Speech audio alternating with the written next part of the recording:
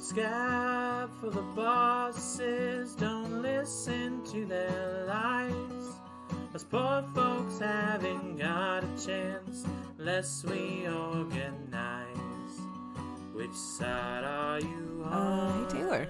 Hey Phoebe. How do you feel about jizz?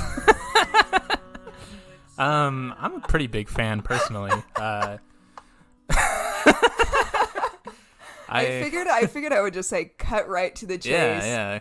Let's not pretend we don't know what this podcast is all about. True. Let's not pretend you come for anything but the cum. Exactly. We know why you come. Oh my god. It's like, it's just inevitable. True. So I was like, we'll just get that get out of the way. Yeah. Get our laundry done and do that. Yeah, a few house cleaning items. Cum, first of all. Second of all, jizz. My apologies. And the third, ejaculation. Okay, yeah, semen, if you will. What a way to start off. I love it. This is Remarks, the podcast about cum. The only. I think that I can pretty confidently say we're the only podcast about cum. Yeah. Wild. There's maybe like a. Is there should be like a porn, podcast website.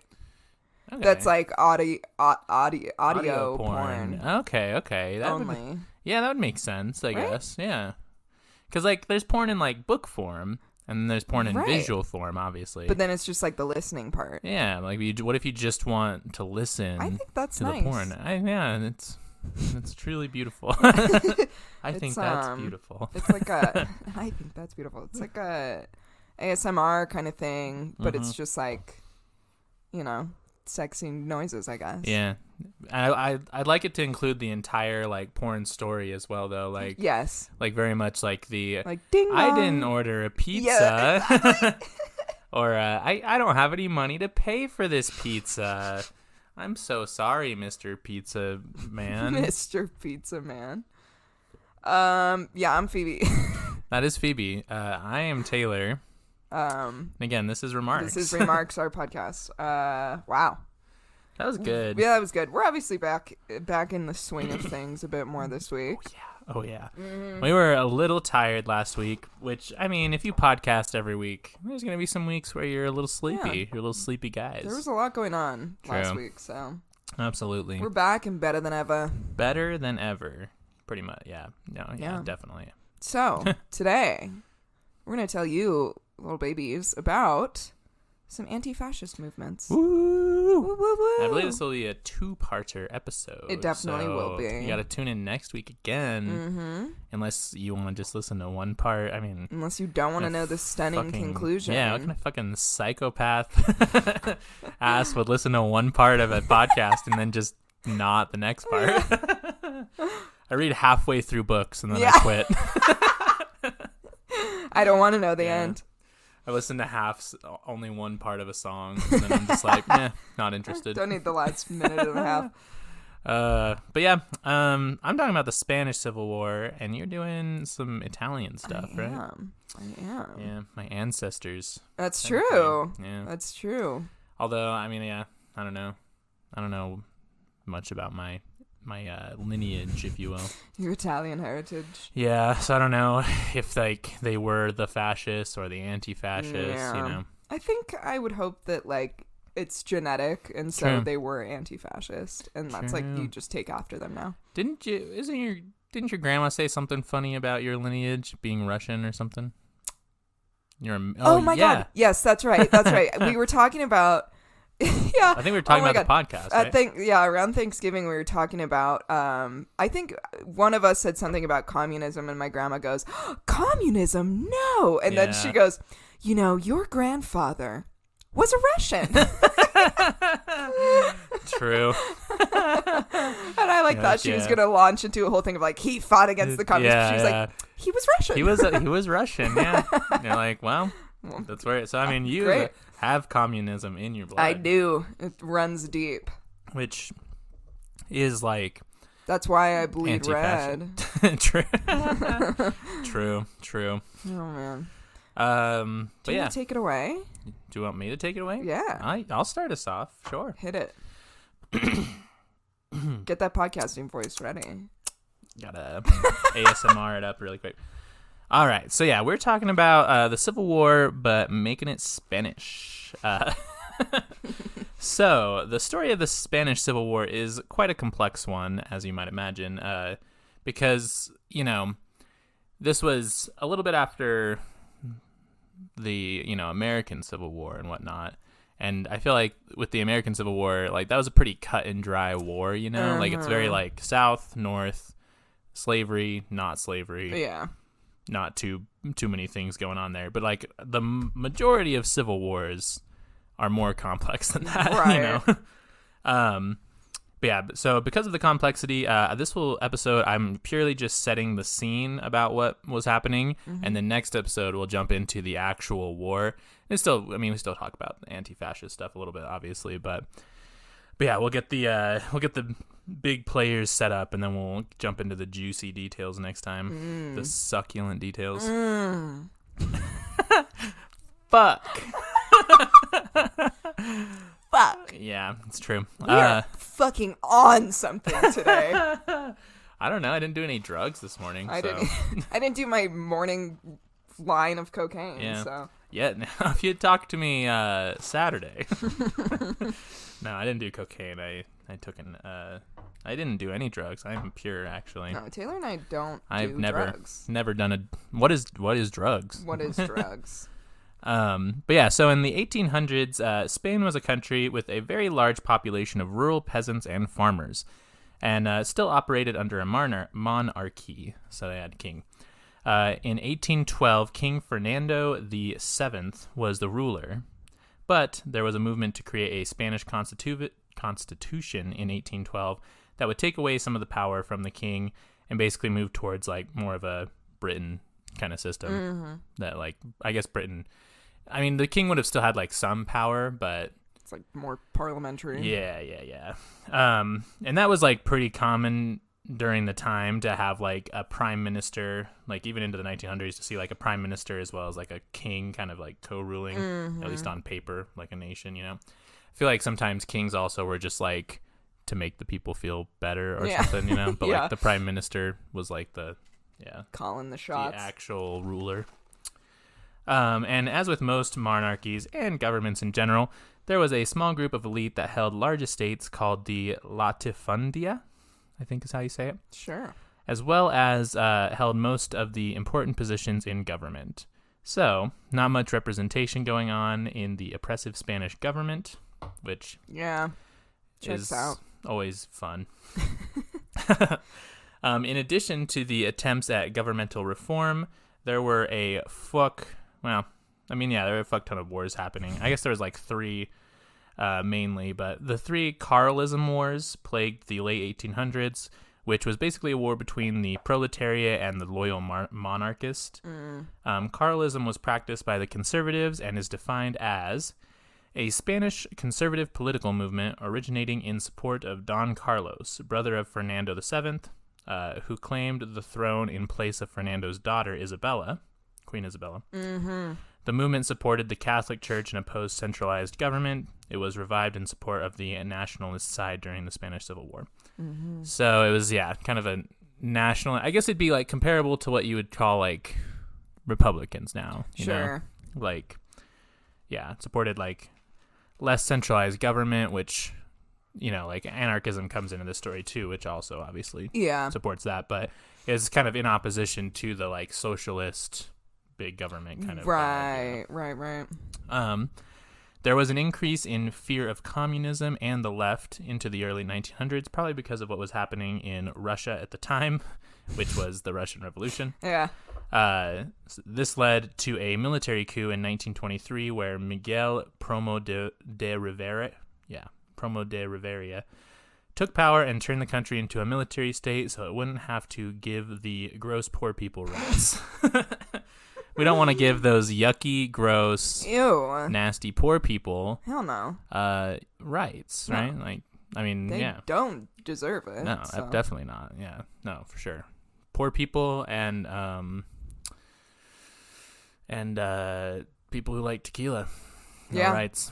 Yeah, no. Fuck them all. At you, Justin. I feel like Justin's just like a character on the podcast I now. know, yeah. He's He's I this, talk about him so much. ethereal character. Well, I guess Yeah. they met him the one episode. Yeah, he was on an episode. You've met him. If you've listened to all the episodes, if you're good friends and you've listened to all of our episodes, you've met Justin for sure. But yeah, no, I like him being like an ethereal. Yeah.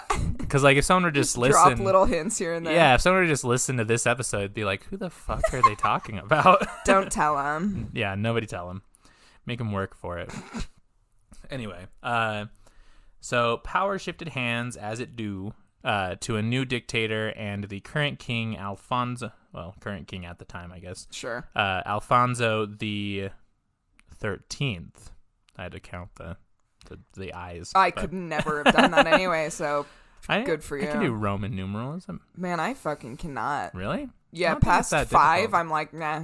Did you just add them to the right or to the left? Don't ask me to do math. This is why, okay, which secret character Daniel, if you're listening, this is why I don't do 24-hour time, because I have to do fucking math to figure out what fucking time it is. I guess that's true. And like I know that like technically no I don't, but like to understand what's going on because I only know 12-hour time, I would have to do math. So I don't want to. So I'm sticking with my 12-hour So you know stupid what? American time. Fuck you. Yeah, no, military time is kind of oppressive for sure. Well, I mean, because they don't teach you that in school. Yeah. And then you get into the real world and you're just expected to know it. Yeah, thank you. Exactly. Yeah, I feel like the only reason I know military time is because when I was in high school, I worked at Taco Bell, and which I think I had mentioned last week. And that's run too. like a fucking... Well, yeah, the clocks Army. on like the little fucking order screen were in military time, so I had to like learn it if I wanted to like look up and know what time it was. Wow. So I was like, oh, it's 2,300 hours. That means it's fucking 11 o'clock. It's 23 o'clock. Yeah, 23 o'clock. Yeah, there you go. Damn. Yeah, wild. What if it was like that? What if instead of like 11 at night, it was just like, oh, it's 23 o'clock. That's how I say it. Yeah, 23 p.m. Yeah. It just sounds weird. Yeah, you add the PM. For no reason. Oh, God. Anyway. Wow. What a time to be alive. So I'm mentioning this part with King Alfonso the 13th because, so King Alfonso, he relented and actually did end up turning Spain into a republic. So they did get like a parliament and somewhat of a democracy type beat. But I'm mentioning this to illustrate how kind of up in the air Spanish politics were at the time. Right. There were kind of inconsistent rule, and with that obviously comes social turmoil, which doesn't end well. Yeah. See all of our other videos or podcasts. Yeah. Well, yeah, and especially if you're like, if there's all of these different, like, this kind of structure, and then this kind of structure, and then this kind of structure, and everybody's kind of disagreeing, and you're moving from all these different, like, it's chaotic. True. Well, and I think, like, because the late 1800s into, like, the early 1900s were so... Like, there was so many political ideas that were being tested out, right. you know? Like, I mean, that was kind of the birth of, like, communism and socialism, and people were kind of moving away from, like, like, fuck having a king. Like, that's stupid. Right. Which is true. Having a king is the dumbest thing you could ever do, so. Like, that's a word, like, America's government sucks, but oh my God, if we had a fucking king, like, one specific king, like even...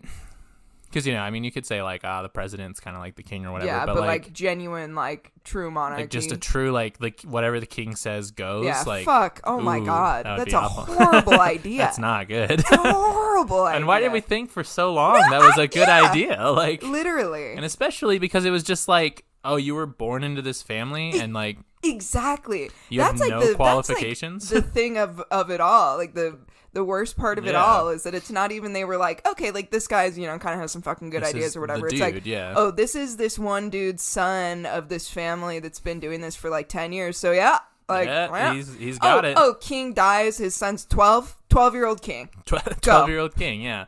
And like, and I read this book last year about like witchcraft in like the 1600s and stuff in Europe, and it was, I mean, yeah, like there were advisors and stuff, but at the end of the day, if you were fucking 12 and you could form sentences, you could be a king. Yeah. Like, it was insane. And probably barely form sentences anyway. True, yeah, no, education. He was probably illiterate. No, I feel like if you were the king, you would at least have a little bit, That's yeah. true. Or if you were like the king's son, you know, like a prince, like you would for sure be like getting some kind of education. True. But anyway, Tangent town. Tangent town.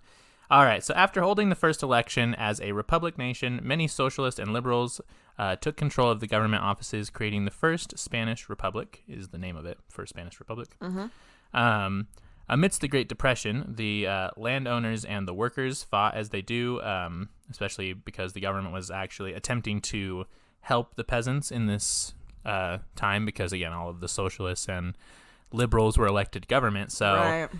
the government was like, we're going to like, I think that like they did have genuine like hopes to help like the working class at this time. But obviously the landowners were being shitty. Yeah, being landowners. Being landlords, yeah.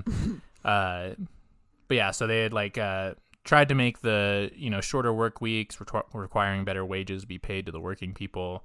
But as with, you know, a lot of things in the Great Depression, like landowners didn't have much also, like, you know, like, it was Right, pretty I mean, bad all yeah. around, yeah. Not to empathize with the landowners, No, but you know, but like the in this case, the landowners really couldn't pay workers more because they like I don't have any money either, so Yeah. I don't know what to tell you guys. yeah. So the liberal government was trying to secularize the country, so they severely restricted the power of the Catholic Church and how much it had over the government and the people. This, of course, infuriated the Christian conservatives and the Catholic Church itself. Yeah. The Pope actually issued a decree that the church was being oppressed in Spain. You're like, the church is being mean to us, or the government's being mean in Spain. Mom. Oh my god. Yeah, Catholics are fucking oppressed. Super oppressed, The most. But like one of the most oppressed groups actually is Catholics. True. I don't know, because I feel like I know like Protestantism and like Catholics, there might have been some areas in Europe where Catholics were oppressed. Oh no, I'm totally joking. Catholics fucking suck. I know, I realize, yeah. I just think like historically there may actually have been some areas where Catholics were oppressed. So I'm thinking like Ireland. Yeah. Because there was beef. I don't know. I'd have to read up on it more. Anywho, so obviously there was a lot of socialists and liberals who were very anti-religious, but it was also still a large part of the culture of Spain at the time. So they started butting heads, which, you know, is cool because that has never happened anywhere else and is not currently happening in the country we live in. Yeah, no. You know, there would never be like a group of highly religious people on the right saying that like the left was trying to take religion out of the country because we're like fighting for rights for people who religious people don't like, and it would cause this really big divide in people, and like that hasn't happened since. And it's not happening. No, like, definitely at this moment. No, not currently as we speak in this country that we're in right now. Yeah, things are great. Things are good. I love it. In November of 1933, right-wing parties began to win elections, you know, as like the Great Depression pushed on. Because obviously when things are bad under like one political system, people are going to be like, oh, the other one. Exactly. You know? Yeah. So they began to win parties and elections, and they band together to create the Spanish Confederation of Autonomous Right-Wing Groups. Oh my gosh. Which uses the acronym CEDA. So CETA. All right. I don't know how that translates. I think it might be a language thing. Yeah. But CETA, that's what we're going to call them from now on. Great. Violence. Okay, sorry. I wrote this weird. Violence and continued militancy continued because of the shift in political power and the warring sides of the aisle. There was an anarchist uprising in December of 1933 where about 100 people died, but this wasn't anything compared to the communist revolt the following year, 1934, that the communist groups had been preparing for about 9 months. Police officers, clergy, and some civilians were all killed in the uprising. The revolt was crushed in 2 weeks, though, by the Spanish Navy and the Army. Damn. But yeah, so like, communists are obviously not stoked that the right has the government, so they do a revolt. Doesn't go very well. Mm-hmm. You know, I've heard there's like some people that say like, oh, you know, the left can't be mad because they tried to do the same thing that like the right tried to do, and instead, it's like, yeah, but you know, people get carried away, obviously, and I'm sure some innocent people died. Right. But like when you're uprising to feed people versus uprising to, you know, oppress minority groups, I have a little more sympathy. Exactly. Yeah. Again, so tensions between the two sides reached a boiling point, or were reaching a boiling point. Good thing that, again, that's never happened throughout the rest of history. Yeah. After the revolt of 1934, land reforms were swift, and with people being fired and forced back into terrible working conditions because of the right wing taking the government. Mm-hmm. So the government was wanting to maintain elite interests. Landowners would carry out violence against farm workers and socialists. Many farm workers at the time were anarchists or some kind of workers' rights advocates, obviously. And especially in rural areas, there's a lot more of like an anarchist movements usually. Yeah. Leftists were fired, unionizers were imprisoned, and wages were cut to starvation levels. Jesus. With landowners telling the workers that if they were hungry, they could go eat the Republic. Oh yeah, wow. shitty stuff. Yeah. Wow. Yeah, I can't even imagine, dude. Like, oh god, yeah. So a bunch of bullshit starts happening. Yeah. Needless to say, the Second Spanish Republic, and I think so. The first Spanish Republic was like the first one that was set up. Then there was a Second Spanish Republic. It's again like kind of the evolving government. Anyway. Second Spanish Republic joined forces with leftist groups to form the Popular Front. Second Spanish Republic being like the liberals, socialist groups, communists, and anarchists, which was basically a coalition of anarchists, communists, and liberals who did not like the encroaching fascist government. The Popular Front narrowly won election in 1936, so they did win it back. Again, this is why it's like kind of confusing because there's a lot of like back and forth that's happening right now. But I do think that it's like important to know how just unstable it all was like at the time. Right. Like no one knew what the fuck they were doing. Yeah. But yeah, so there was some crazy political maneuvering that was going on at the time.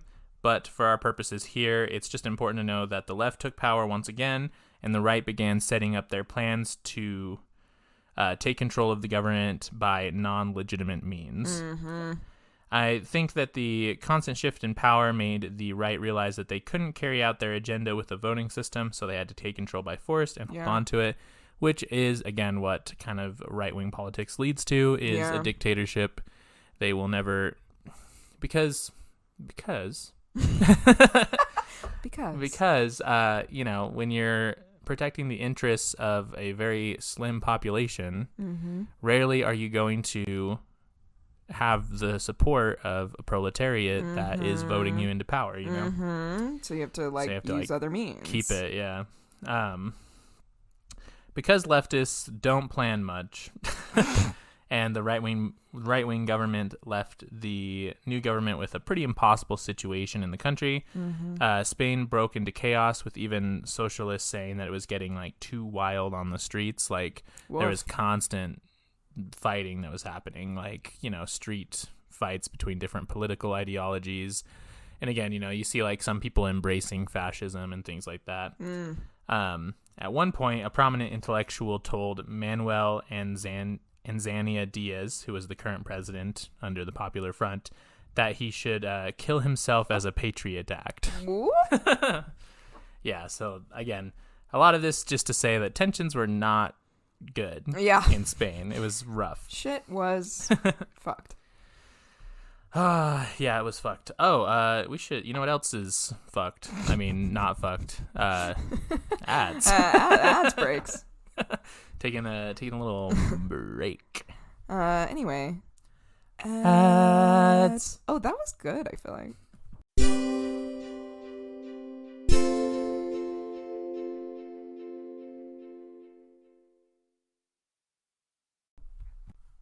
We back?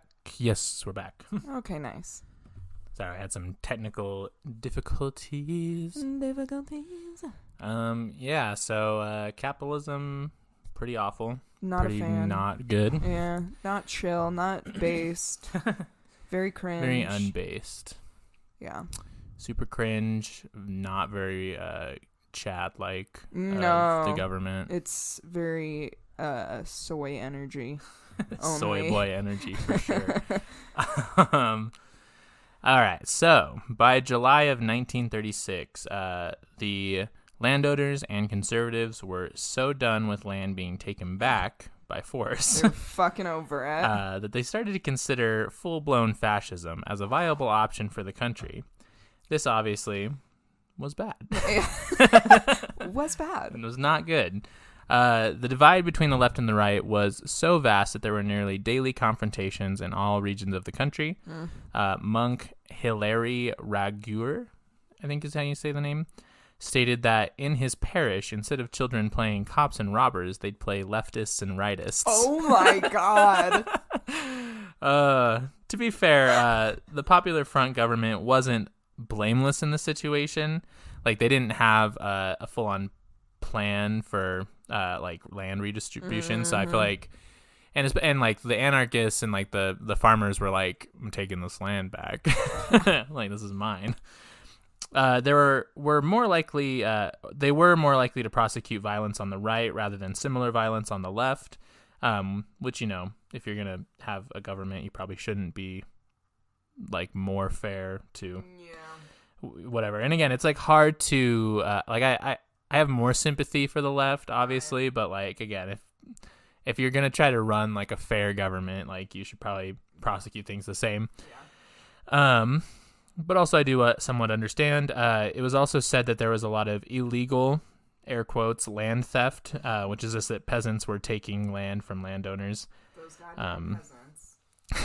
I'm sure take back the land that's probably that theirs. they cultivate and should own. I'm sure there were instances of peasants taking land from one another, but obviously it's hard to take land from other people who don't have any land. So I think it's more likely that most of the land being taken was like from people who owned a lot of it. But obviously, so the government was unlikely to stop, which again, most likely because there was no land redistribution plan in place. Workers were stealing goods and not paying rent, which was dubbed as social crime. I don't know why they called it that, but that's what they called it. Again, I think that people were just tired of the instability of the constant shifting civil rights and probably started to fuck shit up, as they do. Because, again, everything seemed to be up in the air. This leads us to July 17th of 1936. The Nationalist Army and leaders launched a coup on the liberal government of Spain. They failed to take many major cities aside from Seville, which was where the African troops under Francisco Franco would land. And Francisco Franco ended up becoming the leader of the fascist movement. The anarchists formed militias using weapon caches that had been left over since the 1934 revolution, and the communists did the same. Thus begun the Spanish Civil War. To be continued. Done. Look, cliffhanger. Truly. Cliffhangskis. Cliffkowski. Yeah. I wonder how it's going to end. Who's can say? Yeah. But yeah, so, and you know, this is 1934, so like, you know, you got Mussolini doing his thing, you got Hitler kind of coming and doing his thing, so. And there was like a little crossover with old Moose. And Hitler? And, well, yeah. And the Spanish Civil War. Yeah, oh, I'm sure. Yeah, they're all kind of around the same time because, again, fascism was kind of like taking off. The thing. The hot new thing. Yeah. Communism low-key fell off, and fascism was... Communism was so 1912, and fascism is so 1936. So yeah, let's talk about Italy. I would love to. Let's talk about another part of Europe. So I'm going to tell you about the anti-fascist group called the Arditi del Popolo. Woo! But before I start telling you about them, I have to tell you about Benito Mussolini. All right. First question. He's a cunt. Yeah. Out of the gate. Do you think you could suplex Benito Mussolini? Actually, he's kind of a fucking beefy guy. Is he? Yeah. Oh shit. He's kind of like he's like large. Yeah, because I know he's like 5. He was like 5'7" or something like that. Yeah, but just like in like his like shape. He's just like a he's like hefty dude. Yeah. Oh, so maybe not a suplex. You think you could beat him up though, for sure? Probably. Yeah. I think you could beat up most people, but like. Well, yeah. I think I would break him down emotionally, and then I could physically. Okay. Beat him up. Once he's like so emotionally broken. Yeah. That he like won't even fight back. Yeah, he's just like, fuck. You know what? And then I'm like, bam, bam, bam, bam, hit, punch. Mussolini's on the floor. Yeah. I'm standing victorious over. Spit on him. Which is foreshadowing, by the way. You'll find out next episode. Okay. Wow. I didn't even mean to do that, but I'm just so good at podcasting. Anyway, so I'm just kind of a pro podcaster. But yeah, so Mussolini, cunt. All right. Yeah. So let me set the scene so you can understand where and how the roots of this anti-fascist organization took place. Milan, Italy, March 23rd, 1919. Oh, shit. Yeah. Benito Mussolini, who had undergone a complete 180 from his previous socialist roots, formed the Fasci Italiani di Combattimento, one of the first fascist groups in history. Supposedly.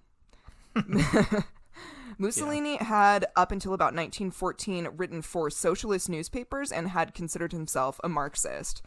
Which this is very interesting. Like his flipperoo. Yeah, no, and I think we've talked about this before, but there actually have been a lot of instances of like people who start on the left and get discouraged because, again, you're fighting against literally a ruling class of people that holds all of the power. Yeah. And will flip over and like become part of like a right-wing movement. Like I think it happened a lot with like the Occupy Wall Street protests. Like a lot of like right-wing people were a part of that and then like became right-wing fucking figureheads because like, you know, they were like, oh, this like whole social change thing doesn't work. We need to like, I don't know. Yeah. Fucking fuck. You could hate them, but right-wing people do tend to get shit done. Bad shit. It's unfortunate. The worst shit, but they be doing it. Yeah, and it's this is a tangent, I'm sorry. No, but I love that. Because like, and again, we've talked about this a bunch too, but the left is always so concerned with fighting each other on what they think is best. Yep. That literally like the right has like got it almost down to a science on like, oh, we bait people into Nazism or whatever it is, you know, like we don't like flat out say like, oh, we want you to be a Nazi. That's how they get people in. And also the right doesn't really have an ideology other than owning the left, you know, right. Like owning the libs. Exactly. Like, you know, I feel like most of the leftists I meet are very like disciplined and they're like, oh, I like do this because I believe in human rights and I do this because I believe in the liberty of all people and things like that. Whereas the right is just like, yeah, we just want to own the libs. Yeah, exactly. Exactly. They just fucking hate the other side enough. It's very frustrating. They're like, whatever, we don't care what this other person thinks. Like, yeah, there's no discourse in the right. It's all just like, oh, you're right wing, me too. Sick. You hate libs, me too. We're besties. Yeah. So he had been writing for socialist newspapers. He had considered himself a Marxist, but Mussolini Mussolini ended up splitting from the Socialist Party because he felt that they remained too neutral in conflict and felt that the only way to protect Italy would be through violence. And then these ideas were met with disdain from the Socialist Party, even leading Mussolini to be jailed for a time. And this is really what began Mussolini's journey towards fascism and then creating his own fascist party. So, with financial support from M15, the British Secret Service. Oh, wow. Oh, God. Shit. Yeah. Good old British CIA there. Yeah, dipping their little fucking toes in. Do you think CIA or M15 is a cooler name? I kind of think M15 sounds I kind of sick. think it sounds cooler. Yeah, it sounds way cooler. CIA sounds like a crime show. It does, and I'm just like so over the 3-letter organizations in the U.S. It's like, True. We get it. CIA, you FBI, like fucking acronyms or whatever. FDA. Yeah. Fuck Get over it. FDA. USA. USA. Yeah. Stupid. FUCK. I'm part of fuck. I belong to the fuck party. Because I like to fuck. Wow. Phoebe fucks. I fuck, you guys. Yo, podcast listeners. Phoebe fucks. Phoebe lays mad pipe, dude. It's insane. I do. It's true. Yeah, truly. What is going on today? I'm here for it. We just opened this White Claw. Yeah, but I have not eaten anything today. So, M15 is fucking giving Mussolini money to... they encouraged him to spread pro-war propaganda in his own newspaper, Il Popolo d'Italia. Mm-hmm. It was through this paper where he published his thoughts on socialism and his ideas on how Italy should be governed. And this is how he recruited men to his new fascist party. This party believed that the state should be the sole focus of the people, that they should militarize the state and create a warrior class who would be the best fighters to protect the Italian state. Yeah. And that the people should do whatever is asked of them by the state in order to help the state flourish, that education should be controlled and developed by the state in order to produce warriors and future leaders of the state, and that all of this should be led by one elite dictator. Yeah. So super sick stuff. And it's so funny, too, because I feel like a lot of people on like, Republicans or, like, public figures on the right are like, well, we're not fascists because, like, we don't like the government or, like, stuff. And it's like, well, yeah, you don't like the current government. That's not how it... Exactly. You like the government once it becomes a dictatorship. Right, like, that's exactly. Yeah, it's never like, oh, we want the government to be stronger when it's, like, a democracy or a republic. It's always, It's like, you don't like the government right now, but you like government. Yeah, you will like the government when it's a military. Yeah, exactly. So basically... this Mussolini's fascist party, their whole idea was like militarize the state and create a structure in which you're just producing soldiers for the state, basically. Like they wanted the education to just be like, this is how to kill people for Italy. Yeah. Super cool. Wow, a country built on the right to perform violence. Interesting. Couldn't be America. No, we would never dream. No. America is super not known for being really violent. Oh, God. So the seeds of Mussolini's conquest for world domination could be seen in his promotion of the idea of spazio vitale.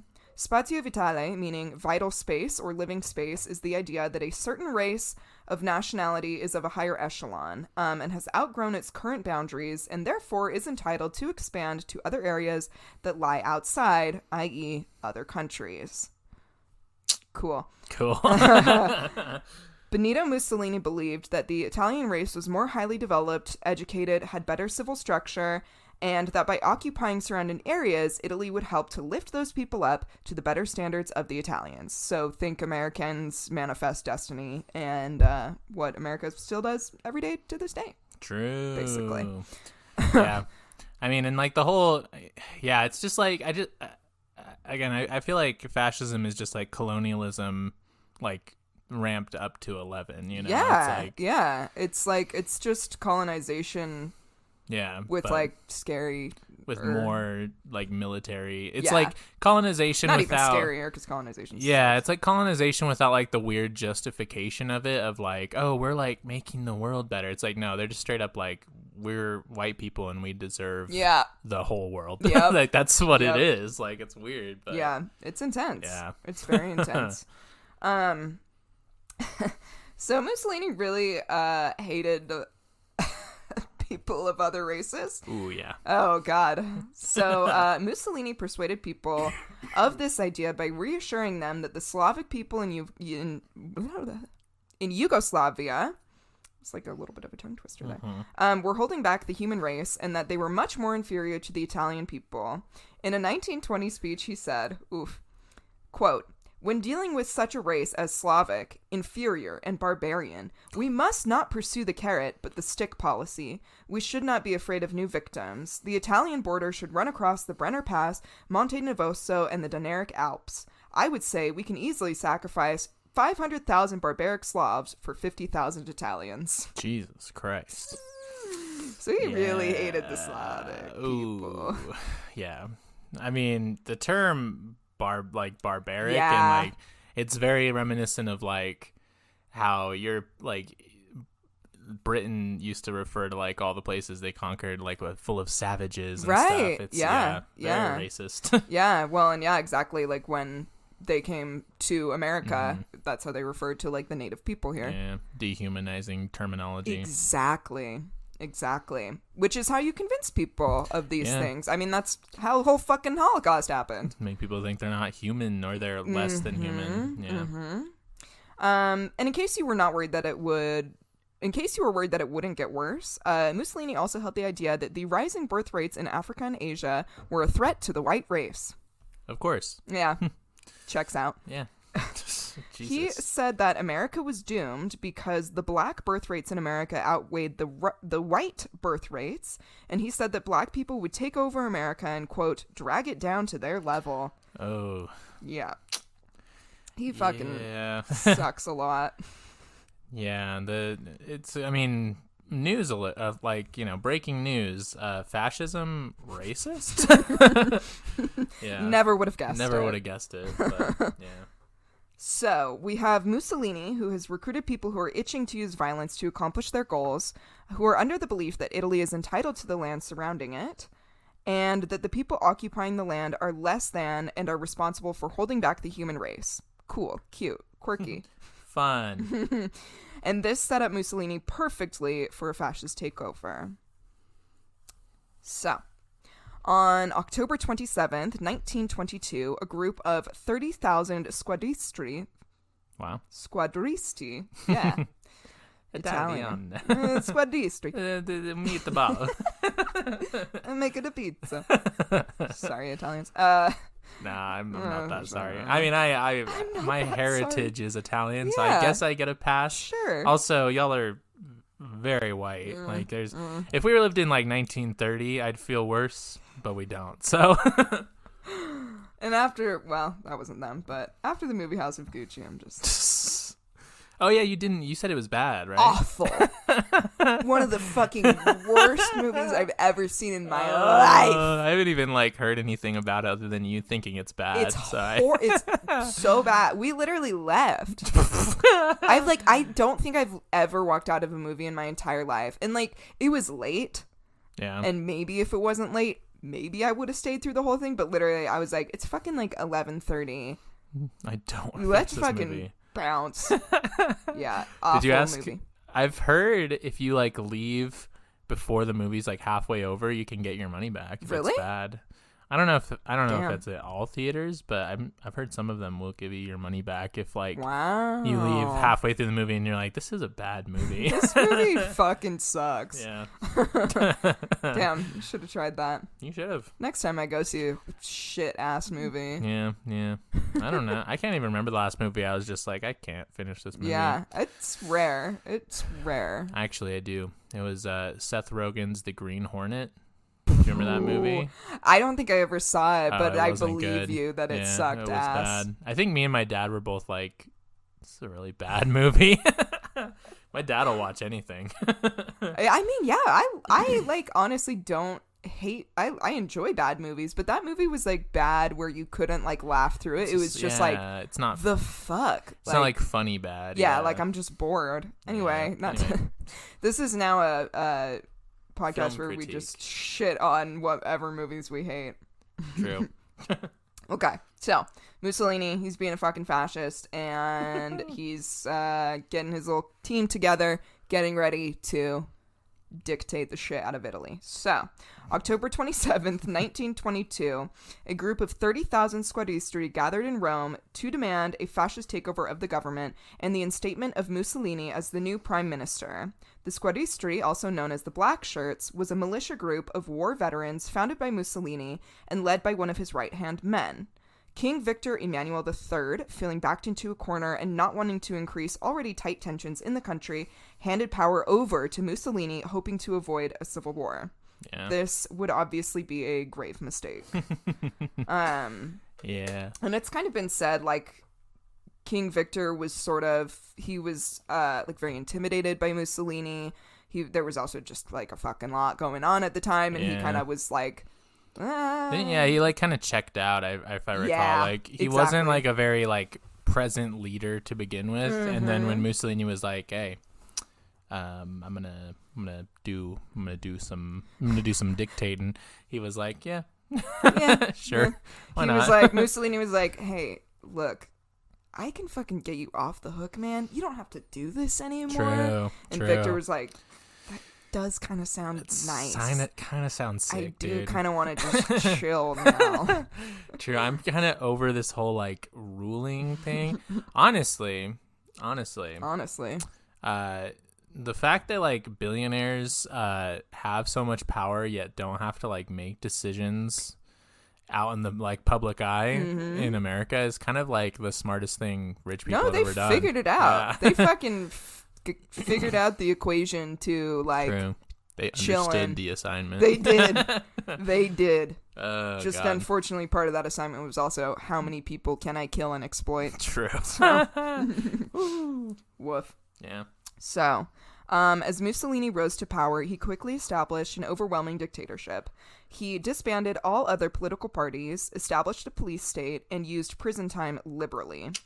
He also used the Black Shirts to really enforce his power. If anyone were to try to oppose him, the Black Shirts would correct it, and they even assassinated socialist Giacomo I was so confident going into it. Giacomo Matteotti, who wanted to rerun the elections, saying that there was foul play and therefore an unjust outcome, which... literally they forced the king to give it to Mussolini. Power, yeah. So, excuse me. It was not even really an election. Yeah. But they were like, nah, fuck you. Murdered. Dead. Yeah, killed him. Yeah. You know, what won't? Who won't assassinate you? I don't know. I'm not confident. There's a... the more time that goes, we've a big shout out to the listeners. We hit 1,000 streams. Yeah. Oh my gosh. I forgot to bring that up in the opening. Yeah. I got too into the jizz conversation. But like, I'm kind of like, okay, we hit 1,000 streams. When are we gonna get another advertisement? Yeah. Hey, Anchor, if you're listening. And part of me is like, every day I'm creeping more and more to the like realization that maybe they don't want to advertise on our podcast because we're leftists. Do you think? I don't know. Because I wonder if they even like listen to the content. They probably don't, but I'm like, but I feel like we get why? decent listenership. We do. Why do we not have another advertiser? At least one, but yeah. I don't know. Maybe we should try to like get outside advertisers and not go through Anchor. True. Pick a brand to call out right now. Bounty paper towels.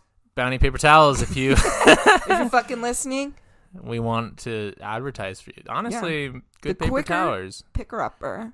Phoebe's already there. She's got the ad transitions on lock. Yeah, anyway, absolutely.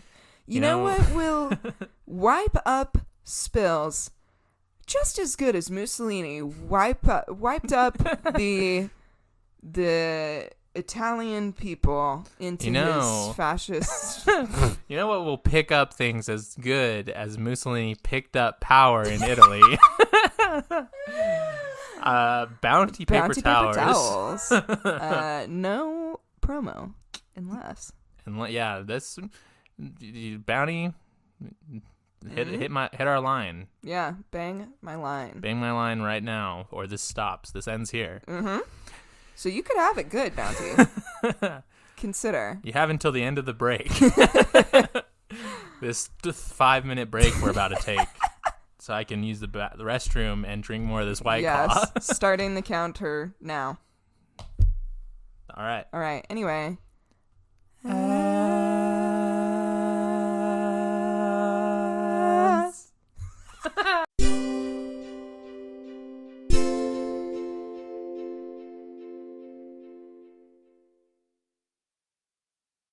I love shout out Kaylee. Shout out my sister. Oh yeah. My sister for being kind of better than everybody else. Kind of fucking sick. Kind of the coolest person ever, yeah. True. Kaylee's way cooler than me. Yeah, she my sister, listeners, if you didn't know, she just moved to West Virginia. Mountain Mama. And Mountain Mama doesn't have any friends in West Virginia because obviously she just moved there. Brand new. And she said that her whole what's been comforting her after she gets off work is just anime. She's like, I've watched Kiki's Delivery Service every day for a week. Aww, I get that though. Yeah, Kiki's Delivery Service is very comforting. True. It's a bop of a movie for sure. Oh yeah. Certified cinematic slapper. Oh, always. Is what that is. Yes. That was one of my favorite movies growing up. Oh, it's probably my favorite Studio Ghibli movie. It is mine, yeah. Yeah. For sure, skis. Love that one. For Shurkowski. My Chevy the Levy, but the Levy was sure. It's very comforting. It's so pretty. It's nice. Oh, the animation. It's just nice. True, and that's one thing I love about Studio Ghibli movies is there's conflict in it, obviously, because it has to have conflict because it's a story. But also, it's never a fucking bummer, dude. You're never at the end of it, you're never wow, I'm sad, even though it was resolved. The only one is Grave of the Fireflies. I honestly haven't seen that one. That one is the saddest fucking shit I've ever seen in my life. It's all about this Japan. I don't know if he was a soldier, or maybe yeah. Anyway, but it's this kid and his little sister, and their mom dies from fucking radiation poisoning or something horrible, and then they have to just live on their own and try to survive, and it's not a single second of that movie is happy. It's Oof. Every moment is the most depressing thing you've ever experienced. Damn. So don't watch that one if you're sad. Yeah. Watch Kiki's Delivery Service if you're sad. Most pretty much every other one. It's I don't know if what the fuck is his name? Hayao Miyazaki was just having a really sad day when he wrote that one, and then the rest he was Totoro, it's nice. He's a cute little animal, and then was Moving Castle, World War II depression. Well, I know a lot of them for sure have World War II imagery. Totally. But yeah, most of them, even if there's intense parts or whatever, it's a happy ending. It's nice, yeah. That one is not a happy ending at all. Yeah, it's sad through and through. You know what else is sad through and through? Dictatorships. Yes, fascism. Yeah. Yeah. So Mussolini, he's just forced the king to turn power over to him with the support of his violent crew, the Black Shirts. And so now, on December 24th, 1925, Christmas Eve. Oh. Mussolini passed a law that declared himself the ultimate power in Italy, making it so that he did not have to answer to Parliament or even the king. Which, fuck you. Come on, man. You couldn't wait till December 27th or something. True. That is kind of a shitty day. That's that's going to ruin everybody's Christmas. You fucked up everyone's Christmas. Yeah. Way to go. It's rude. True. It's rude. Everybody was just lighting a candle, eating a ham or something. And they were like, oh, shit. We have a We dictator? got a dictator now, yeah. Got a dictator on our hands? Santa's supposed Christmas to Eve. come on Christmas Eve. The only dictator I want on Christmas Eve is Saint Nicholas himself. Saint Nicholas. So Dictate me some bitches. Sorry. So Mussolini soon implemented heavy propaganda schemes, only allowing approved newspapers to be printed, ensuring all portrayals of him depicted him as a powerful, competent, and manly leader. Oh, of course. Yeah. Needed to be a big, strong boy. Big tough guy. And he made all teachers swear an oath to the fascist regime. Normal. Ooh. And good. I mean, we basically do that with the Pledge of Allegiance. So. That's true every day. Yeah. At times, he would hold multiple positions at once, being the prime minister, head of militia, head of foreign affairs, etc., like all at once. So he's just the fucking guy. The dude. Mm-hmm. Yeah. Throughout World War II, Mussolini joined forces with friend of the pod, Hitler. Oh, our boy. Here we go. Our lad, Adolf. Adolfskis. Mm-hmm. Me and Adolf are on first name basis, actually. Yeah. Because he's such a good friend of the pod. We call him Addy for short. Did you know? Sorry, weird tangent. So, there were two brothers who lived. They were German, I believe. Yeah, they lived in some region of Europe. Became Nazis. Potentially because they had to. Sure. But there was one of them's name was Adolf, and the other one was Adolf Dawes and Rudolf Dawes. Okay. They both started shoe companies. And this sounds like a fake story, but I swear to God it's true. And then oh my God. Adolf Dawes Adidas. was called Adidas for short, Adidas. And the other one started Puma. What? Rudolph started Puma, yeah. No fucking joke, dude. Look that shit up. Oh my God. So Adidas is Adidas. because of Adidas is from Adidas, yeah. Wow. Why is so many like fashion brands Nazi affiliated? It's, I mean, Europe and the True. early 1900s. I True. guess. What are you I don't gonna know, do? Yeah. Why is all of NASA because of Nazis? Because America stole all the Nazi scientists. Yeah, we did do that. Oh, man. Oh, America. Oh, America. Again. America. Again. Back at it again with the Nazi vans. Damn, Daniel. Damn, America. So Mussolini's fucking hanging out with Hitler. During the Spanish Civil War, recall Taylor's story, Mussolini was a huge support to the fascists and sent military support to the fascists in the Spanish Civil War. That we're going to talk about next week. Yeah. So doing this proved to Hitler that Mussolini was super duper serious about a fascist regime, and that led to them forming the Rome-Berlin axis, which eventually became the Axis powers. Japan soon joined after that, and then the three powers signed an anti-communist pact around 1937.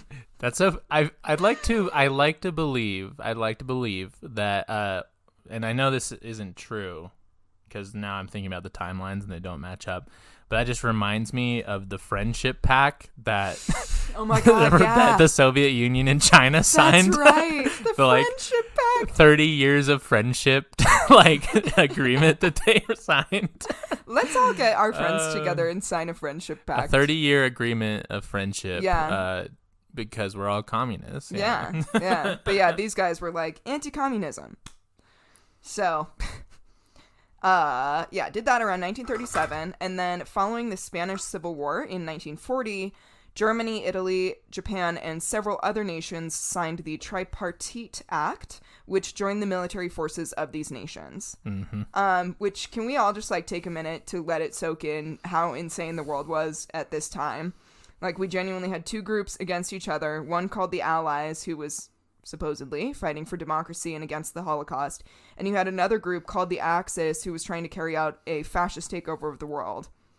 And that literally sounds like a comic book, the Axis powers. That sounds so fucking evil. Oh yeah, no, for sure. And the Ally, this is is this the Avengers? It's so dorky. Yeah, no, and that's I mean, comic books are based off that. That's shit, true. Yeah, like, That's true. But it it's is dorky. Really, you guys? True. Come on. And I guess it's funny too, just because like war became so different like later on, because like you have these guys who are like very like. When you think about war, I feel like most people think about like World War II war, you know, like running across fields and like planes and tanks and shit. Yeah. But it's like war, you know, moving into like Korea and Vietnam, like we talked about, like it was much different. It was jungle, guerrilla warfare. You're jumping, you're getting the jump on people. You're burning forests down and shit. Right.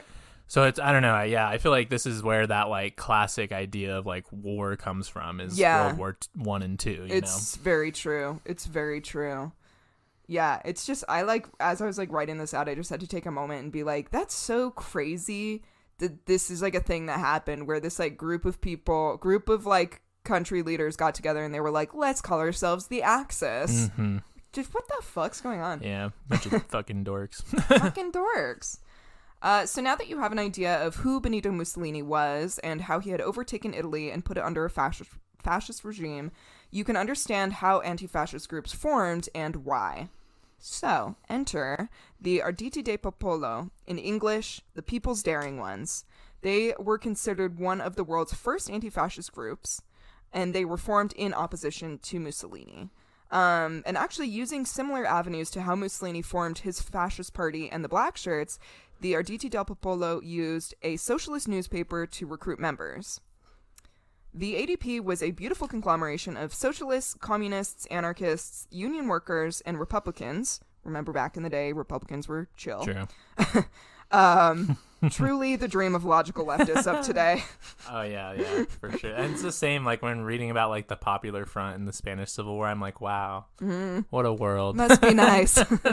What a world where, like, we all destroyed fascism and then tried to figure out what was going on instead of just, like, arguing about things.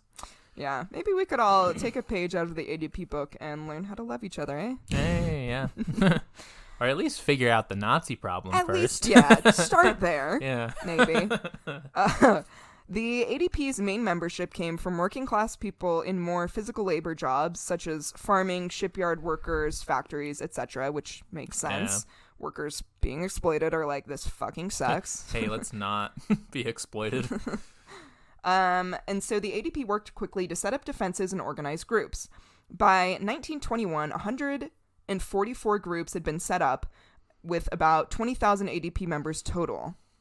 Following a more anarchist-like structure, each group had the freedom to govern themselves how they saw fit.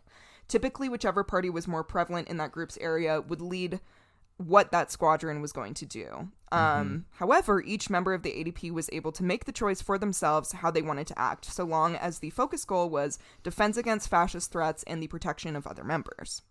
Yeah, which sounds sick. Based and cool. Super based. Super Based by Nicki Minaj. Exactly. That's where she got the idea. Yeah. The Arditi del Popolo were known by their very sick and tight and hardcore insignia, which was a skull chomping down on a dagger circled by a laurel wreath. It's so cool. That's we'll metal. Post a picture. It's so metal. The skull was often depicted with red glowing eyes. Whoa. So sick. Was it on like a black flag too? Because that's all it's missing. I mean, I'm sure they just printed on things, but depended, but yes. It's like the anarchist black flag. Ooh, so sick. Anyway. So sick. You would find this on like patches or banners on their uniforms, stuff like that. The ADP would often wear dark sweaters with red flowers pinned to their lapels. Many of the factions of ADP would develop their own insignias, and the Civita Vecchia developed the banner that would eventually be adopted as the more official flag of the ADP. The banner of the Civita Vecchia was an axe chopping through a fasces, the symbol of the fascists. Ooh, should we make merch of the ADP? That'd be kind of tight. It would be kind of fucking What sick. do y'all think, listeners? Let us know in the comments. Comment if you want a sick ADP merch set. Yeah, that would be very sick. So the fasces is a bundle of wooden rods with an axe coming out the top, all bound together by like a rope or some kind of, I don't know, bounding thing. This symbol was used back in ancient Rome, carried by a person of power to represent their dominance. Mussolini adopted this symbol to signify his fascist party and as a sign of his reign. The Civita Vecchia were symbolically axing through Mussolini's totalitarianism, using this banner as a way to proudly state their goals of crushing the dictator and his fascist regime. Yeah, fuck that. Fuck him. Fuck him. Fuck them all. The ADP's motto was a noi, meaning to us. And they had songs, the most popular of which was sort of their anthem, and it goes like this. We curb the violence of the mercenary fascists. Everyone armed on the cavalry of human redemption. This eternal youth is renewed in the faith for the people who demand equality and freedom. Yeah. Nice. Probably catchier in Italian, but... Probably, yeah. It's probably a little more like... It flows a little bit better, Yeah, but, you know, there's the English translation, and I don't know Italian that well, so... But you know it somewhat well. I know. You know some words? I know a little bit of Italian. I know how to order a glass of red wine. Yeah. A Zinfandel. I don't know if that's Italian. I'm probably not.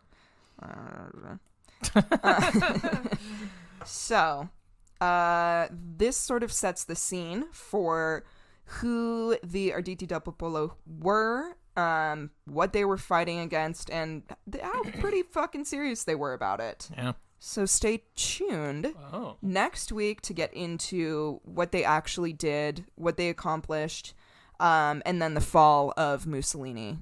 Damn. And what happened. We're really edging the listeners. We are. Maybe this is a porn podcast. Maybe it is. I mean, with the amount of jizz yeah. that comes up. Yeah. I'm really...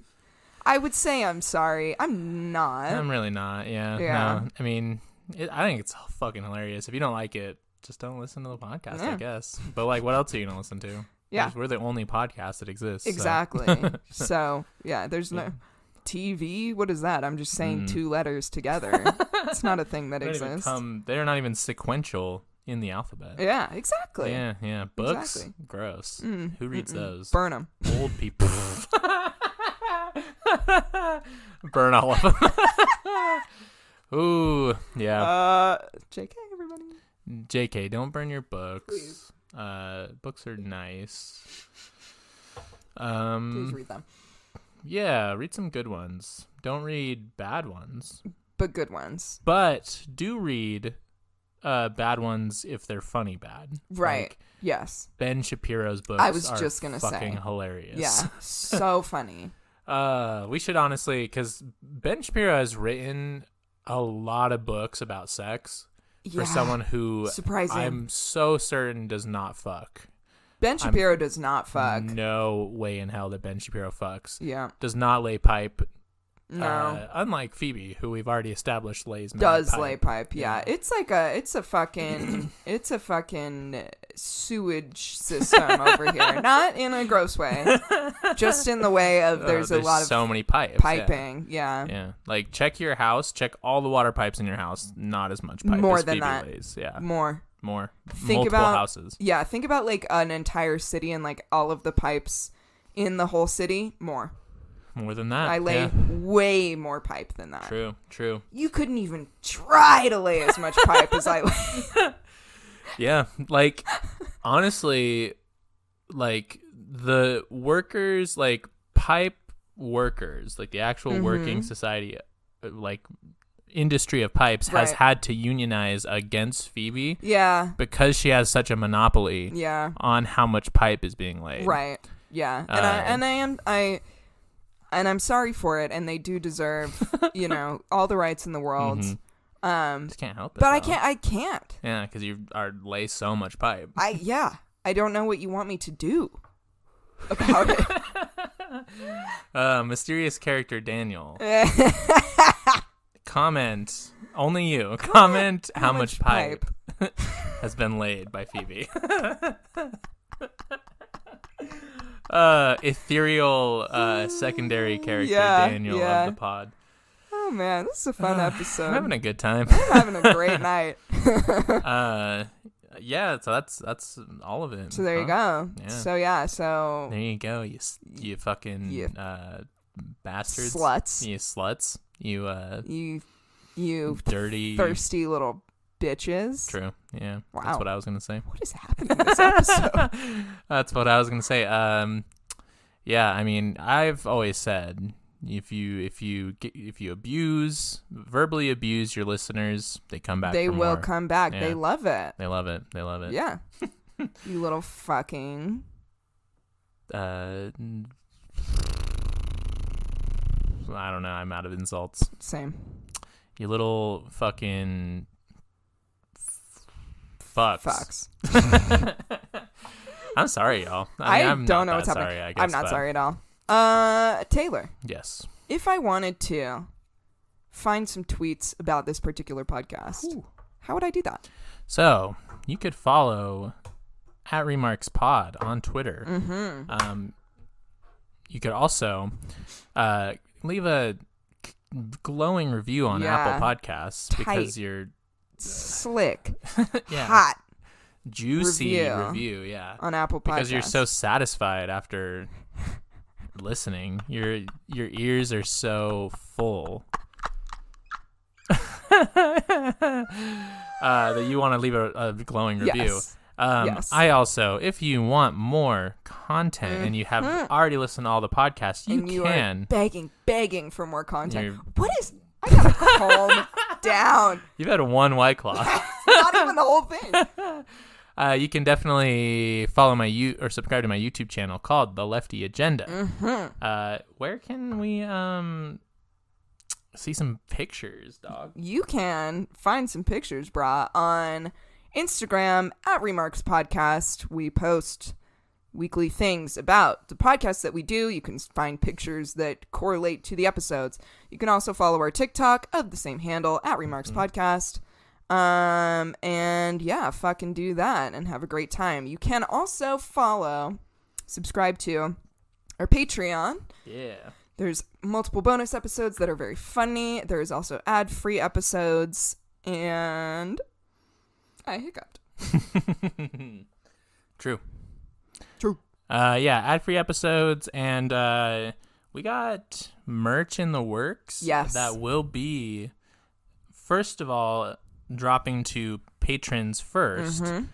And if you subscribe to the tier we have, which is only $5, I believe, we haven't figured out the details, but there'll probably be some free merch in there for the subscriptions, which I guess isn't free, but yeah, you'll be compensated for your support.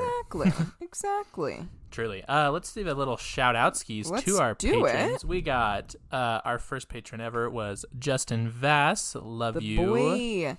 Our second patron is Emily Doran. Fucking beautiful. king. Love them. Jameson Cherry. Love James. And our last patron is Andrew Vass. Congrats on your move. We love you. We miss you. We love you. We miss you. You and Quinn are cute. Anyway, other than that, that's it. I think that's it, baby. That's the pod. All right. Well, thanks for listening. Love you. Bye.